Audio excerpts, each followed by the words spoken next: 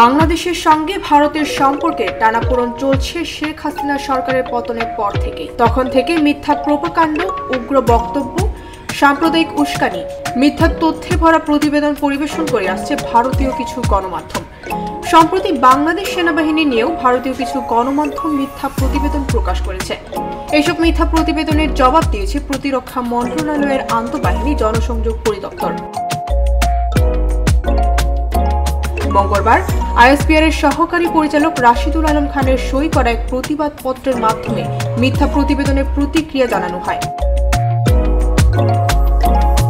প্রতিবাদপত্রে বলা হয়, বাংলাদেশ সেনাবাহিনী গভীর উদ্বেগের সঙ্গে লক্ষ্য করছে যে ভারতের কিছু গণমাধ্যম যেমন দ্য ইকোনমিক টাইমস এবং ইন্ডিয়া টুডে সম্প্রতি বাংলাদেশ সেনাবাহিনীতে অভ্যুত্থানের সম্ভাবনা এবং কমান্ড চেইনের ভাঙনের অভিযোগ সংবলিত ভিত্তিহীন ও বানোয়াট সংবাদ প্রকাশ করেছে।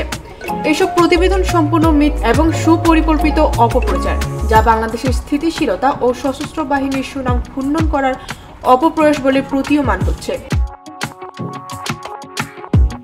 এতে বলা হয়, আমরা স্পষ্টভাবে জানাতে চাই যে বাংলাদেশ সেনাবাহিনী দৃঢ়, ঐক্যবদ্ধ এবং সেনা প্রধানের দক্ষ নেতৃত্বে সাংবিধানিক দায়িত্ব পালনে অটল। বিশেষভাবে উদ্বেগজনক বিষয় হলো দ্য ইকোনমিক টাইমস বারবার এমন অপপ্রচারে লিপ্ত হচ্ছে। গত 26 জানুয়ারি 2025 তারিখেও একই গণমাধ্যমে অনুরূপ ভিত্তিহীন সংবাদ প্রকাশ করা হয়েছিল।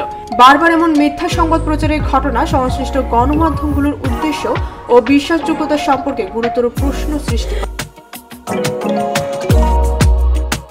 প্রতিবাদপত্রে আরও বলা হয়, এমন সংবাদের বিষয়ে মন্তব্য বা ব্যাখ্যা জানাতে হলে তারা যেন সেনাবাহিনীর ইন্টার সার্ভিসেস পাবলিক রিলেশনের সঙ্গে যোগাযোগ করে। বাংলাদেশ সেনাবাহিনী সম্পর্কে সঠিক ও নির্ভরযোগ্য তথ্য প্রদানে আইএসপিআর সর্বদা প্রস্তুত। ডেস্ক রিপোর্ট, ভোরের পাতা।